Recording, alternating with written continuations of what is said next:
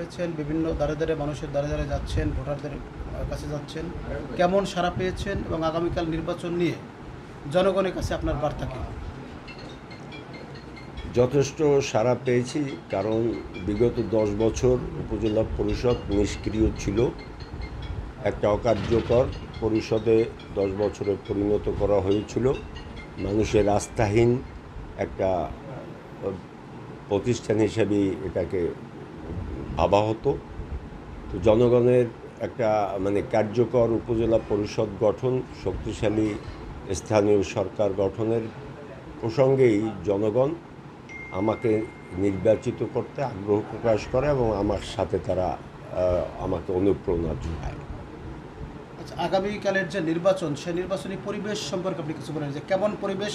অনেক অভিযোগ করছেন যে কালো টাকা বিতরণ করা হচ্ছে, ভোটারদের গিয়ে গিয়ে হুমকি দেওয়া শুধু হচ্ছে। কালো টাকা না, ইতিমধ্যেই তো আপনারা দেখেছেন, এটা আইন শৃঙ্খলার ঊর্ধ্বতন কর্তৃপক্ষের সামনে প্রার্থীদের পক্ষ হয়ে যে জনগণকে হুমকি দুমকি দেওয়া, ভোট কেন্দ্রে প্রভাব বিস্তার করার কথা, ফেসবুকে বিভিন্ন স্ট্যাটাস, যেমন এই কেন্দ্রে অমুক মার্কা ছাড়া কেউ ভোট দিতে আসবেন না, ধরগেজি দিমাগি একজন ইউনিয়ন পরিষদ চেয়ারম্যান বামরাইলের কোনো প্রার্থীর পক্ষে বলেছেন।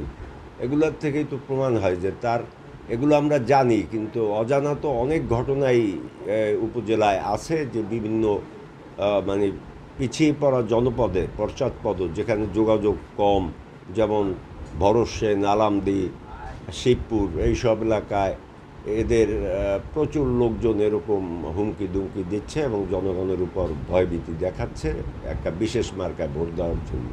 আর একটা বিষয়, আপনি জানেন যে প্রতিটা নির্বাচনেই সংখ্যালঘু ভোটারদের উপর একটা হুমকি থাকে, আতঙ্ক থাকে। যেহেতু উজিরপুর একটা সংখ্যালঘু অধ্যুষিত এলাকা, সাতলাহারতার জল্লা, সেই সব এলাকার ভোটাররা, অধিকাংশ ভোটাররা কিন্তু আতঙ্কের মধ্যে আছে।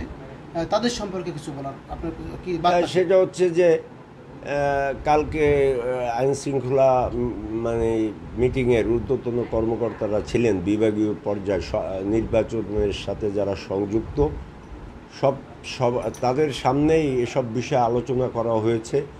যে বলা হয়েছিল আমার পক্ষ থেকে যে আপনারা মাইকিং করেন, কাউন্সেলিং করেন, জনপ্রতিনিধিদের ডেকে আপনারা ভোটারদের উৎসাহিত করার জন্য যে ভোট ভালো হবে, সবাই ভোট দিতে আসেন, এরকম কথা বলা হয়েছে। তো জানি না যে একটা ভালো নির্বাচনের জন্য যে হোমওয়ার্ক দরকার প্রশাসনের পক্ষ থেকে, সেটা আমার মনে হয় সেটা অনুপস্থিত। তবে আমার মনে হয় ভোট কেন্দ্রে কোনো সমস্যা নেই। ভোট যে চৌহদ্দি, ওইখানে পিসফুল ইলেকশন হবে এটা ধারণা করা যায়। কিন্তু সেই জন্য যে ভোট বলতে তো শুধু ভোট কেন্দ্রটুকু বুঝায় না, সারা উপজেলার সমগ্র ভৌগোলিক এলাকেই বুঝায়। সেইখানে আমার মনে হয় প্রশাসন অতটা কার্যকর ছিল না। আমার বার্তা হচ্ছে জনগণকে এই, যে আপনারা প্রিয় জনগণ, উজিরপুরের সর্বস্তরের মানুষের কাছে আমার দাবি আবেদন যে আপনারা সমস্ত এই ভয় ভীতিকে উপেক্ষা করে, সমস্ত এই যে আপনার অপপ্রচার, বিভিন্ন প্রার্থীদের বিরুদ্ধে বিভিন্ন প্রার্থীদের কলা কৌশল, বিভিন্ন অপপ্রচার, গৈবলসীয় কথাবার্তা, এগুলোকে উপেক্ষা করে আপনারা আগামীকালকে ভোট কেন্দ্রে উপস্থিত হবেন এবং যারা সত্যিকার অর্থেই জনগণের সেবা করতে চায়, যারা মাদকমুক্ত উপজেলা পরিষদ গঠন করতে চায়, যারা সন্ত্রাসমুক্ত উপজেলা পরিষদ গঠন করতে চায়, যারা জনবান্ধব উপজেলা পরিষদ গঠন করতে চায়, তাদের সাথে জনগণকে থাকার জন্য আমি আহ্বান জানাচ্ছি আপনাদের মাধ্যমে। আমার প্রতি আনারস, প্রতীক আনারস। বিজয়ের ব্যাপারে আপনি কতটুকু আশাবাদী? আমি শতভাগ আশাবাদী। দীর্ঘ সময় আমি এখানে জনপ্রতিনিধি ছিলাম, এখানকার স্থানীয় বহু ইস্যুভিত্তিক আন্দোলনের সাথে আমি জড়িত ছিলাম।